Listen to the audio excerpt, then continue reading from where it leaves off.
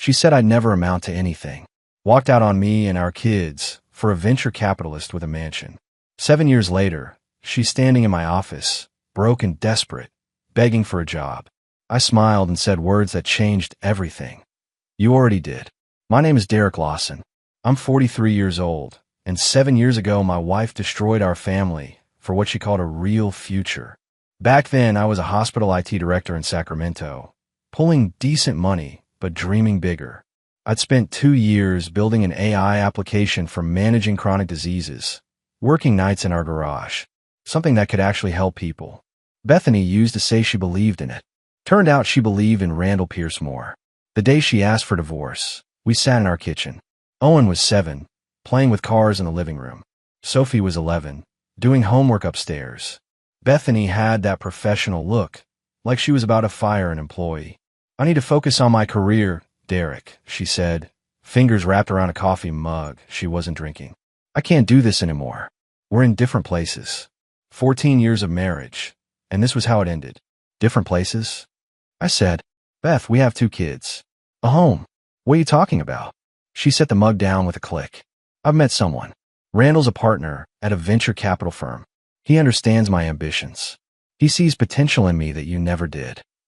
I've supported every job change, every late night. I said, what about Sophie and Owen? Children are resilient, she said, looking at the window instead of me. They'll understand someday. That's when I knew she'd already left us in her mind. Her lawyer was brutal. She wanted the house, our savings including what I'd set aside for my startup, in primary custody. Her argument?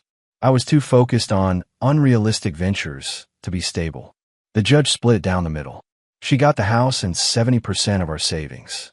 I got an apartment in a cheaper part of town and every other weekend, plus Wednesday dinners. Bethany moved in with Randall 3 months later. Big house, pool, 3-car garage. Everything I supposedly couldn't provide. I'll never forget explaining it to Sophie. She sat on her bed, hugging a pillow, crying. Why doesn't Mom want to live with us anymore? She asked. Your mom needs to follow her path right now, sweetheart. I said, the words hollow. But I'm here. I'm always going to be here. Owen was too young to fully understand.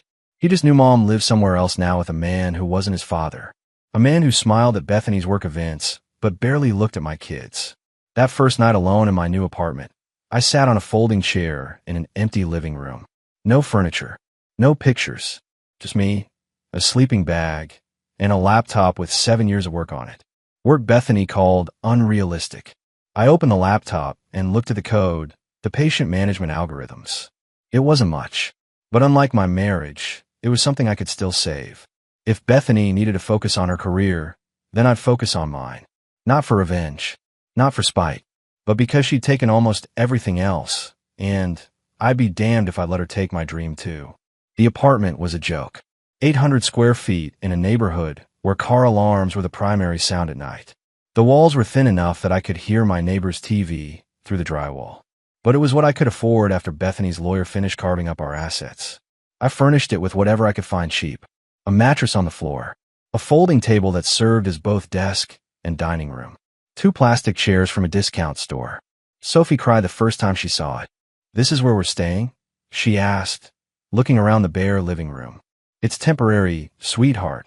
I told her, though I had no idea how long temporary would be. We'll make it work. Owen just shrugged and started unpacking his backpack. Kids adapt, just like Bethany said. Doesn't mean it doesn't hurt them. The real problem came when I opened my bank account on Monday morning. After the divorce settlement, after first and last month's rent, after buying the basics to survive, I had $3,200 left. The startup fund I'd been building for 3 years was gone, absorbed into Bethany's share of assets. I sat at my folding table, laptop open, staring at that number.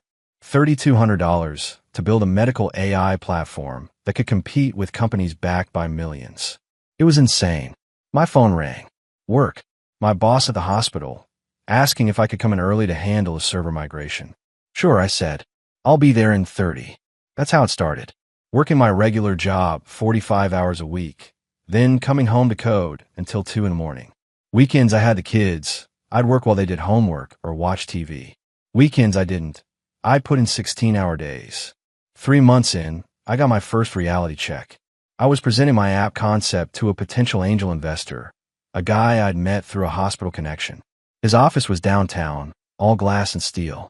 I showed up in my best shirt, which had a small stain I tried to hide with a tie. The pitch lasted 12 minutes. He interrupted me halfway through. "Derek, I'm going to be honest," he said. "The concept is interesting, but you're at least 2 years from a viable product. Maybe 3. You're doing this alone." "Right now, yes," I said. He leaned back in his chair. "Healthcare AI is expensive. You need data partnerships, clinical trials, FDA considerations. You're looking at minimum $500,000 to get a market, probably closer to $1 million. You have funding. I'm bootstrapping it," I said. He smiled, but it wasn't encouraging. "Good luck with that. If you get traction, call me. But right now, you're too early stage." I walked out of that office feeling like an idiot. Bethany's voice echoed in my head. Unrealistic ventures. Maybe she was right. That night, I almost quit. Almost shut the laptop and accepted that some dreams are too big for one person. But then I thought about Sophie's question. Why does a mom want to live with us? Because she wanted more. Because she thought I couldn't give it to her. I opened the laptop and kept coding. If I was going to fail, at least I'd fail trying. 6 months into my new life, everything fell apart at once. It started with a phone call from Sophie's school. She'd been in a fight, something about another kid saying her dad was poor. The principal wanted a meeting. I took time off work I couldn't afford to lose. Then my car died. The transmission went out on my 10-year-old sedan, and the repair estimate was $20 to $100. I didn't have it. Started taking the bus to work, adding 90 minutes to my commute each way. But the real nightmare came on a Wednesday night when I picked up the kids. Owen looked pale, kept coughing. By midnight, his fever hit 103. I drove him to urgent care in my neighbor's car, praying it wasn't serious. The doctor said it was pneumonia. Not severe, but he needed antibiotics and rest. The bill was $800 after insurance. I put it on a credit card that was already maxed. "Dad, I'm sorry," Owen said in the car, his voice small and tired. "For what, buddy?" "For getting sick. I heard you on the phone. I know we don't have money." Something broke inside me hearing that. My 7-year-old son apologizing for being sick because we were broke. "Owen, you never apologize for that," I said, my voice harder than I meant it. "Never. You understand me? This isn't your fault." He nodded, but I could see he didn't believe me. That night, after I got Owen settled with medication, I sat at my folding table staring at my bank account. $14. My next paycheck was 5 days away, and I needed to buy groceries. I thought about calling my parents, but they'd already helped with the security deposit. Thought about asking my brother, but he had his own family to support. There was no one left. My phone buzzed. Email notification. Another rejection from an investor I'd pitched 2 weeks ago. Not the right fit for our portfolio at this time. I closed my laptop and put my head in my hands. Bethany was right. I was chasing something unrealistic while my kids suffered for it. Owen was apologizing for being sick. Sophie was fighting at school.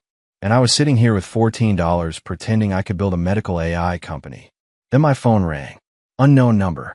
I almost didn't answer. "Derek Lawson," a gravelly voice said. "Speaking. This is Walter Griffin. I worked with you at County General about 8 years ago. You probably don't remember me." I searched my memory. Walter Griffin. Old school systems engineer. Must have been in his 60s back then. Brilliant, but semi-retired. "I remember," I said. "You taught me half of what I know about database architecture." He chuckled. "I heard through the grapevine, you're building something. Healthcare AI for chronic disease management." "That true?" "Was true," I said. "Right now, I'm mostly trying to keep my kids fed." "Don't give up yet," Walter said. "I'd like to see what you've built. You free this weekend?" Walter Griffin's house was in the suburbs, the kind of neighborhood I used to live in. Nice lawn, 2-car garage, probably worth $500,000. I pulled up in my neighbor's borrowed car, laptop bag over my shoulder, feeling completely out of place. He answered the door in jeans and a flannel shirt, looking older than I remembered but sharp-eyed. "Come in," Walter said. "Coffee?" "Please." His office was impressive. 3 monitors, server rack humming in the corner, walls covered with certifications and photos from 40 years in tech. This was a man who'd built real things. I showed him my application. The patient interface, the AI algorithm that tracked symptoms and medication adherence, the predictive analytics that could flag complications before they became emergencies. He asked technical questions I could actually answer, probed the architecture, tested edge cases. 2 hours later, he leaned back in his chair. "You built this alone?" Walter asked. "Mostly. Borrowed some open-source frameworks, but the core algorithm is mine." "It's rough," he said. "The UI needs work. Security protocols need hardening. But the foundation is solid, Derek. Really solid. I felt something I hadn't felt in months. Hope. I can't pay you," I said. "I know you'd be worth 6 figures anywhere, but—" Walter held up his hand. "I'm 69 years old. Retired last year. My wife died 3 years ago. Kids are grown and gone. Nowhere to most days. Watch game shows and argue with strangers on tech forums. I'm bored out of my mind." He stood up, walked to the window. "I heard what happened with your divorce. Heard your wife cleaned you out and left you with nothing. That true? More or less." "Then here's my offer," Walter said. "I'll help you build this thing. Part-time, maybe 20 hours a week. I don't need money. I need a reason to get up in the morning. But I have 2 conditions." "Name them." "First, you listen to my advice. I've been doing this since before you were born. Second, you don't quit. I don't care how hard it gets. You see this through." I stood up and offered my hand. "Deal." Walter shook it, his grip still strong. "Good. Now let's talk about what we're really building here. This isn't just an app, Derek. This is a platform. If we do this right, we can license it to hospital systems, insurance companies, research institutions. But it'll take 2 years minimum. Maybe 3. You ready for that?" I thought about Owen apologizing for being sick, about Sophie fighting at school, about Bethany's face when she said I was chasing unrealistic dreams. "I'm ready," I said. "Then let's get to work." With Walter's help, everything changed. Not overnight, but steadily. He'd come to my apartment 3 evenings a week, bringing takeout and diving into code. The man was 70 but could outwork developers half his age. "Your authentication system is garbage," Walter said one night, fingers flying across his keyboard. "Hospital data needs military-grade encryption. Let me rebuild it." Within 2 months, we had a functional beta. Walter connected me with a small clinic in Oakland willing to test it. 20 patients with diabetes, tracking their glucose levels and medication through our app. The results were remarkable. Patients reported better adherence, fewer missed doses. The clinic administrator called it transformative. But success brought new problems. I was working my hospital job 40 hours, coding 40 more, and trying to be present for Sophie and Owen every other weekend. Something had to give. One Wednesday night, I picked up the kids for dinner. Sophie was quiet, picking at her food. "What's wrong, sweetheart?" I asked. She looked up, eyes wet. "Mom says you're going to move away, that your job is taking you somewhere else." My jaw tightened. "I'm not going anywhere." Where did she hear that? "She told Randall that you're probably going to fail and have to move back with Grandma in Oregon." I took a breath, pushed down the anger. "Sophie, listen to me. I'm not failing, and I'm not leaving. Your mom is wrong. She said you're chasing fantasies," Sophie said quietly. "That you'll never be successful like Randall." Owen looked scared, like he might cry. "Let me tell you something," I said, leaning forward. "Success isn't about how much money you make or what car you drive. It's about keeping promises and working hard for what matters. I promise you both, I'm not going anywhere. And I'm going to show your mom exactly how wrong she is." That conversation lit a fire in me. 2 weeks later, Walter and I landed our first real contract. A hospital network in Nevada wanted to pilot our platform with 200 patients. The contract was worth $75,000 over 6 months. When I signed the papers, my hand shook. Not from fear, from vindication. "This is just the beginning," Walter said. "But Derek, you need to quit your day job. You can't build a company working nights and weekends." "I have rent, child support bills," I said. "I can't afford to quit."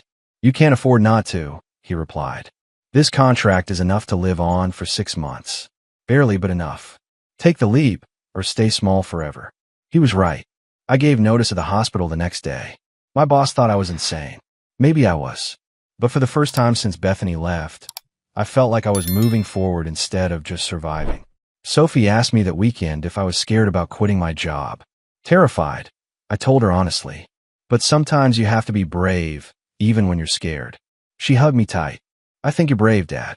That made every sleepless night worth it. The Nevada hospital contract was brutal. 200 patients meant 200 different needs, problems, complaints. I worked 16-hour days. Walter worked 10. We hired a junior developer on contract, barely affordable, but necessary.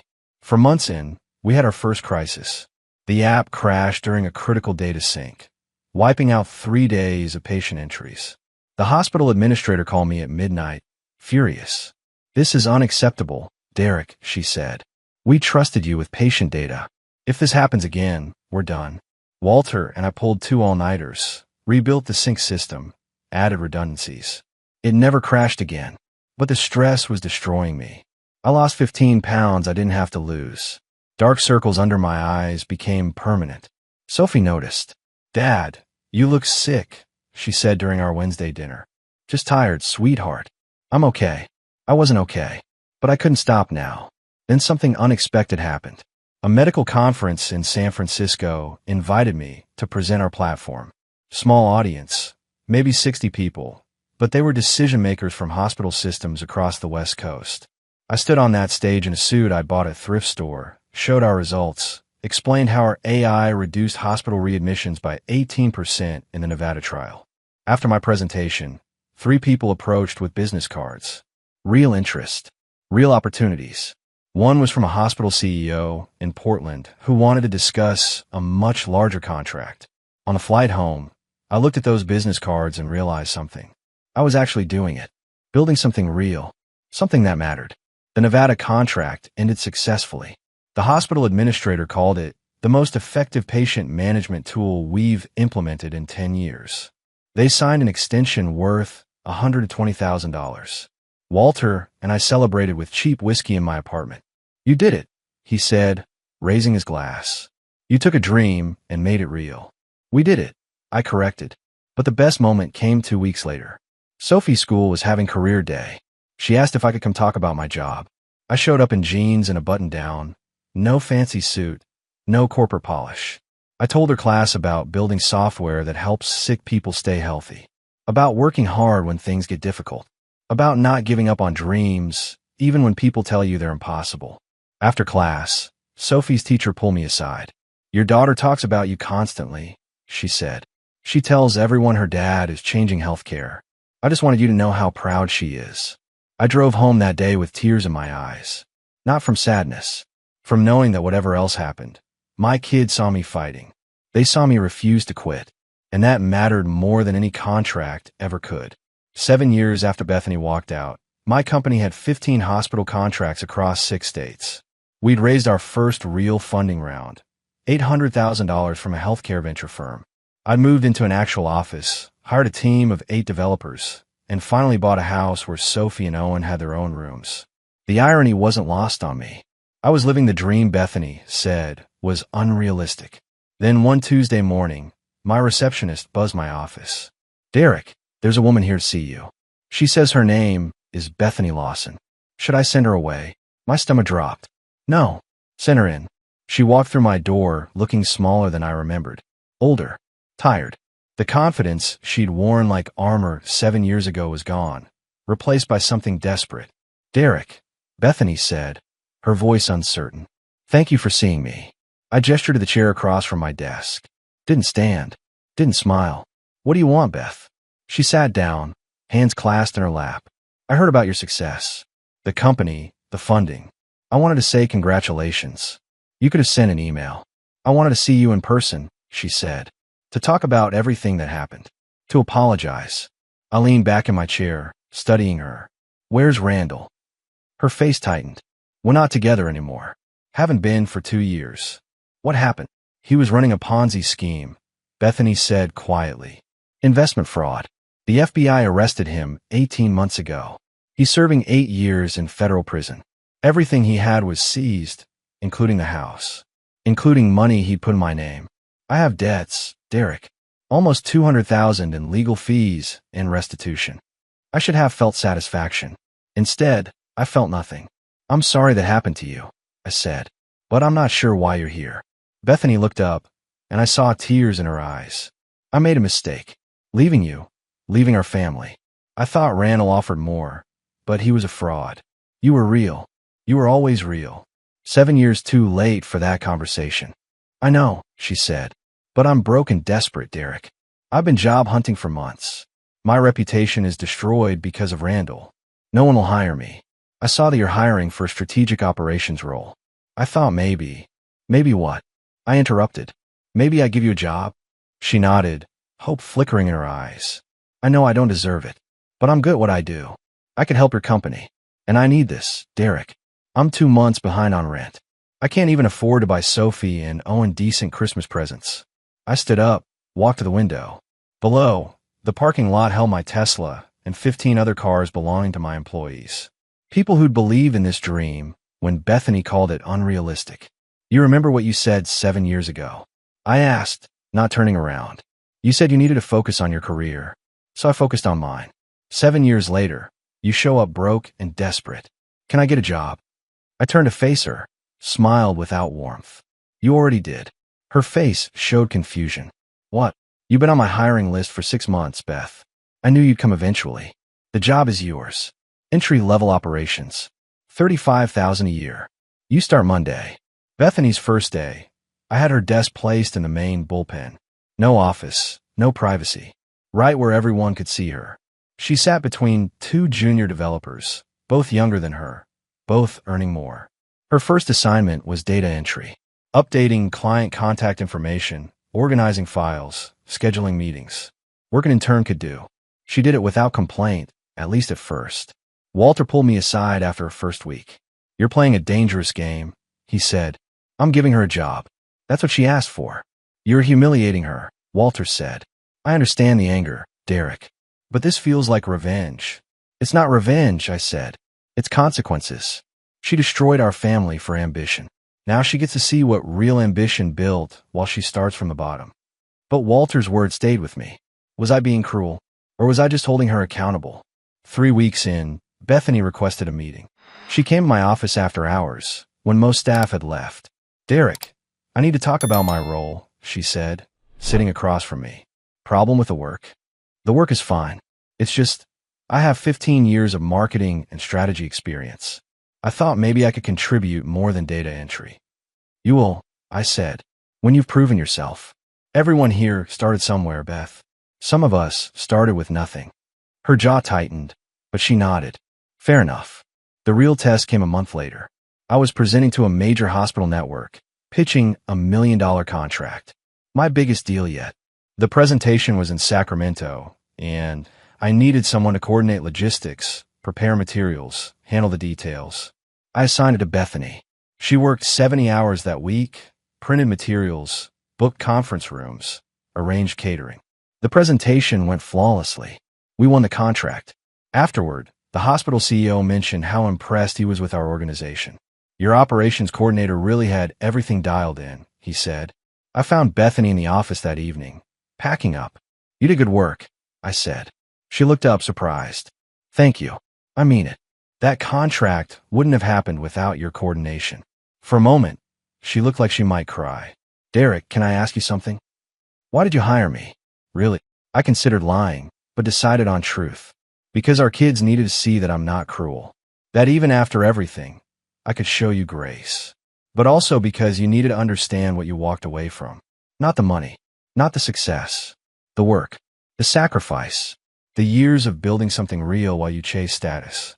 I understand now, she said quietly. I see what you built. What we could have built together if I hadn't been so blind.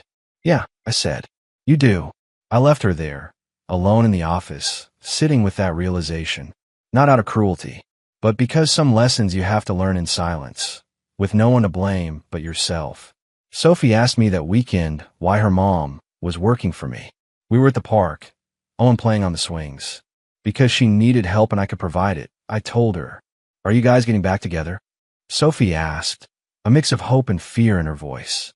No, sweetheart, that's not going to happen. But your mom is part of your life, and I want her to be okay. Not for me, for you and Owen. Sophie hugged me. You're a good dad. That meant more than any contract ever could.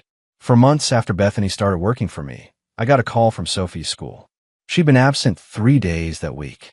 When I called Bethany to ask why, she was evasive. She had a cold. Nothing serious. 3 days for a cold. She's fine, Derek. Stop micromanaging. Something felt wrong. I drove to Bethany's apartment unannounced that evening. The building was in a rough part of Sacramento. The hallway smelled like mold and cigarettes.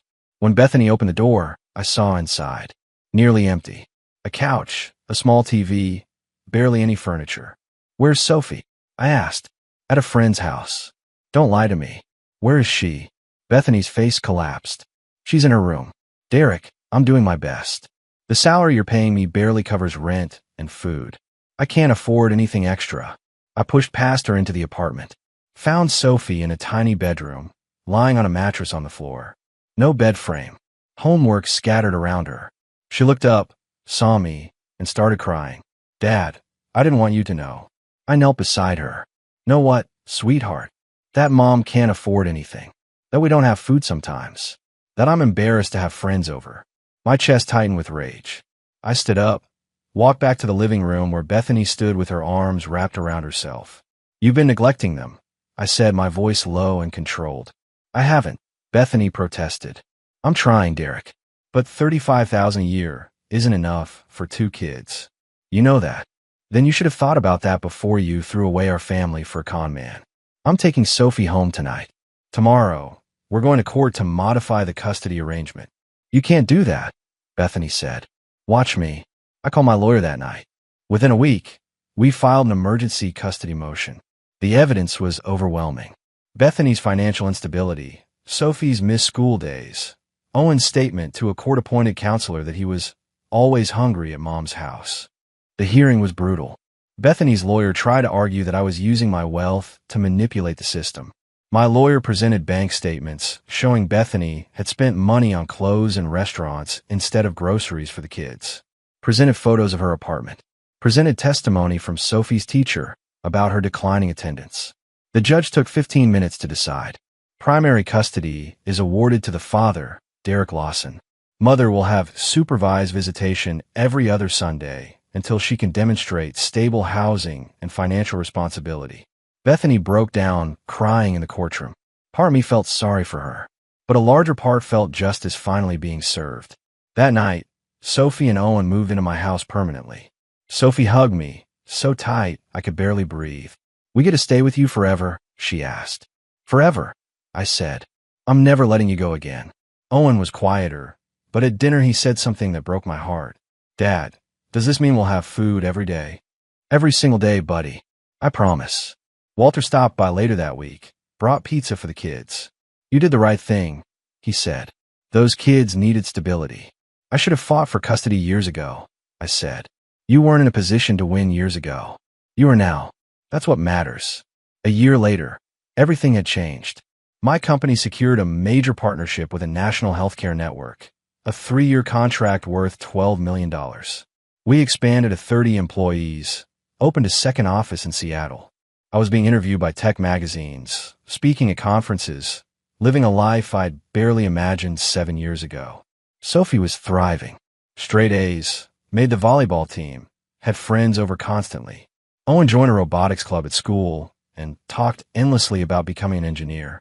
Watching them heal from those years of instability was the greatest success I'd ever achieved. Bethany continued working for me, but our relationship stayed strictly professional.